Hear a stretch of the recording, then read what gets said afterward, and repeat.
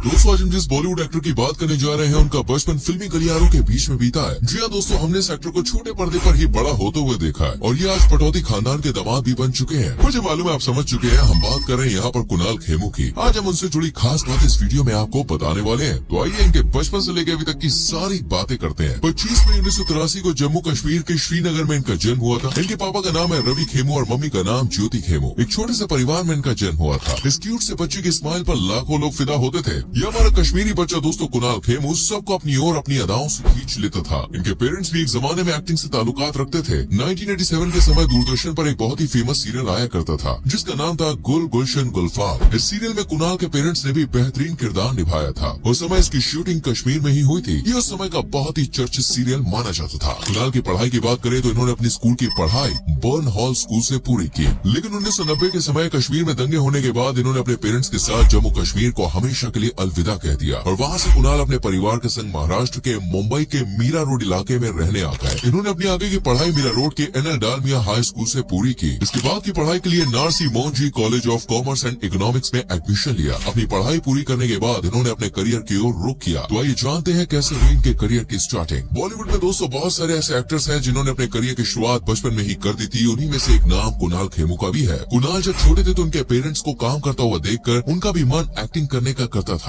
इन्हें सीरियल गुल गुलशन गुलफाम में काम करने का मौका मिला। ये इनकी लाइफ का पहला सीरियल था। कुणाल के काम को देखकर इन्हें बतौर चाइल्ड एक्टर बहुत से काम के ऑफर भी मिले, लेकिन उस समय इन्होंने ये सारे ऑफर्स ठुकरा दिए क्योंकि वो मुंबई शिफ्ट होने वाले थे। मुंबई आकर उन्हें चित्र कथाएं नाम के सीरियल में काम करने का मौका मिला। इस छोटे से बच्चे के काम को देखकर महेश भट्ट साहब इनसे काफी इम्प्रेस हुए। महेश भट्ट को अपनी आने वाली फिल्म के लिए एक चाइल्ड एक्टर की तलाश थी। शायद उनकी वो तलाश कुणाल पर आकर पूरी हो गई थी और इन्होंने अपनी फिल्म सर के लिए कुणाल को साइन करने का मन बना लिया। इसके बाद कुणाल ने काम किया फिल्म सर में। ये वो फिल्म थी जिसमें पहली बार कुणाल बॉलीवुड के बड़े पर्दे पर नजर आने वाले थे। इसके बाद कुणाल को एक के बाद एक फिल्मों के ऑफर्स आने शुरू हो गए और चाइल्ड एक्टर का किरदार निभाते हुए कुणाल खेमू ने और भी कई सारी फिल्मों में बेहतरीन योगदान दिया, जिसमें हम है राही प्यार के, राजा हिंदुस्तानी, दुश्मन और जख्मी जैसी सुपर डुपर हिट फिल्में शामिल है। इस फिल्म में दोस्तों उनकी एक्टिंग देखने लायक थी। कोई कह ही नहीं सकता कि एक छोटा सा बच्चा इस कदर अपने रोल में रम जाएगा। मानो रियल लाइफ में ऐसा कर रहा हो, वो ऐसी एक्टिंग थी। खैर कुणाल ने अपनी एक्टिंग से न केवल अपने फैंस का बल्कि उनके साथ काम करने वाले एक्टर्स का भी मन जीत लिया था। आपको बता दें कि पूजा भट्ट के साथ उनकी पहली फिल्म जख्म आई, जिसमें उन्हें एक चाइल्ड एक्टर के रूप में काम मिला। उनके रोल को देखकर लोग आज भी कहते हैं कि चाइल्ड एक्टर हो तो बॉस कुणाल जैसा। भले ही बाल कलाकार यानी चाइल्ड एक्टर के रूप में ये कुणाल की आखिरी फिल्म थी, मगर आज भी उनकी इस फिल्म के लिए उन्हें लोग याद करते हैं। बतौर चाइल्ड एक्टर इन्होंने पहली फिल्म के बाद अपनी पढ़ाई पूरी की। इसके बाद ये थिएटर से जुड़ गए क्योंकि ये अपनी एक्टिंग स्किल्स को और इम्प्रूव करना चाहते थे, जिसके चलते इन्होंने कई सालों तक थिएटर किया और साल 2005 में महेश भट्ट द्वारा प्रोड्यूस फिल्म कलयुग में बतौर मेन एक्टर काम किया। इसके बाद कुणाल ने और भी कई फिल्मों में अपनी एक्टिंग के जलवे बिखेरे, जिनमें ट्रैफिक सिग्नल, ढोल, सुपरस्टार, ढूंढते रह जाओगे, गोलमाल 3, गोलमाल अगेन, कलंक, सिम्बा और मलंग जैसी फिल्में शामिल है। दोस्तों कुणाल खेमू ने अपने करियर में कौन कौन से अवार्ड्स अपने नाम किए हैं, चलिए इसके बारे में आपको बता देते हैं। 1998 में एक फिल्म आई थी दोस्तों जख्म। इस फिल्म के लिए इनको बेस्ट चाइल्ड एक्टर का स्क्रीन अवार्ड दिया गया। इसके बाद साल 2006 में इन्हें कलयुग फिल्म के लिए स्टारडस्ट पुरस्कार से भी नवाजा गया और साल 2014 में इन्हें फिल्म गो गोवा गॉन के लिए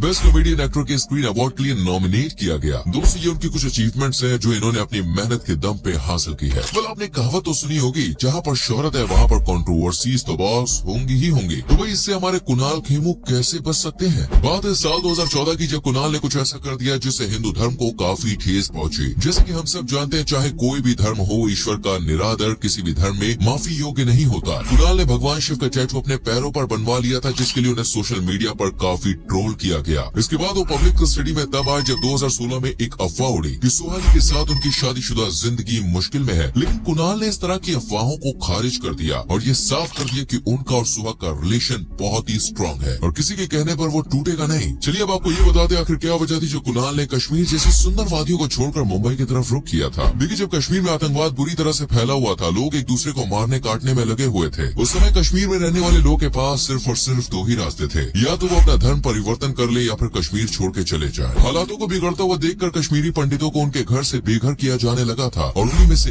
एक घर था कुणाल खेमू का। एक इंटरव्यू में कुणाल खेमू अपने घर को याद करते हुए इमोशनल हो जाते हैं और बताते हैं कि जब कश्मीर खून से लथपथ हो रहा था तो उस समय कई मासूम चेहरों को ये समझ ही नहीं आ रहा था कि आखिर बॉस ये चल क्या रहा है। भयानक बम ब्लास्ट के बाद किसी को ये नहीं मालूम था कि अगला दिन वो देख पाएंगे या नहीं। इन्हीं बम ब्लास्ट में कुणाल खेमू के घर के भी परखच्चे उड़ गए और घर की जमीन बंजर हो गई। मजबूरन कुणाल कुणाल को अपने पूरे परिवार के साथ अपना सब कुछ छोड़ना पड़ा और मुंबई शिफ्ट होना पड़ा। भले आज कुणाल मुंबई में बहुत ही रॉयल तरीके से अपनी लाइफ जी रहे हैं, लेकिन दोस्तों बचपन की यादों को कोई भी दिल से मिटा नहीं सकता। वैसे ही आज कुणाल अपने श्रीनगर को याद करते हैं, अपने घर को याद करते हैं। चलिए कुणाल की इंटरेस्टिंग स्टोरी को आगे बढ़ाते हुए जानते हैं उनकी सुहा अली खान से पहली मुलाकात कब और कैसे हुई थी। इंडियन फिल्म इंडस्ट्री में दोस्तों ऐसे बहुत से कपल हैं जिन्हें आइडल कपल माना जाता है। उन्हीं में से जोड़ी है कुणाल और सुहा की, जिन्हें एक परफेक्ट कपल कहा जाता है। दरअसल दोनों की मुलाकात फिल्म की शूटिंग के दौरान हुई थी। इस फिल्म का नाम था ढूंढते रह जाओगे, लेकिन उनमें वो बॉन्डिंग नहीं हुई जो होनी चाहिए। वो दोनों अपने काम से ज्यादा एक दूसरे से वास्ता नहीं रखते थे और इस तरह दोनों की भाई मूवी कंप्लीट हो गई। इसके बाद दूसरी मुलाकात फिल्म 99 के सेट पे हुई। आगे कुणाल इस बारे में ये बताते हैं कि सुहा के खानदान के बारे में उन्होंने सुन तो काफी रखा था कि वो काफी रॉयल एंड रिच खानदान से बिलोंग करती है और अपने लेवल के लोगों से ही बात करना पसंद करती है। साथ ही उनको ये पता था कि वो एक बैंकर होने के साथ साथ ऑक्सफोर्ड यूनिवर्सिटी से पढ़ी लिखी है, इसलिए कुणाल ने अपनी तरफ से कोई पहल नहीं की। लेकिन सुहा ने कुणाल की मासूमियत और सादगी को देखकर उनसे फ्रेंडशिप करने का मन बना लिया। इसके बाद इन्होंने एक दूसरे को 5 साल तक डेट किया और जब इनको ऐसा लगने लगा कि ये दोनों एक दूसरे के बिना रह नहीं सकते, तब जाकर 25 जनवरी 2015 को इन्होंने शादी करने का फैसला किया। आज इनकी एक क्यूट सी बेटी भी है जिसका नाम है इनाया। चलिए अब हम कुणाल खेमू के अपकमिंग प्रोजेक्ट्स पर नजर डाल लेते हैं दोस्तों। फिलहाल उनकी 15 दिसंबर 2023 को एक फिल्म आने वाली है, गो गोवा गॉन पार्ट 2। इनके फैंस इस फिल्म को देखने के लिए बेसब्री से इंतजार कर रहे हैं। बोला आपने क्या पहला पार्ट देखा था? मुझे कमेंट करके जरूर बताना। बात करें इनकी नेटवर्थ की तो इनकी नेटवर्थ है $7 मिलियन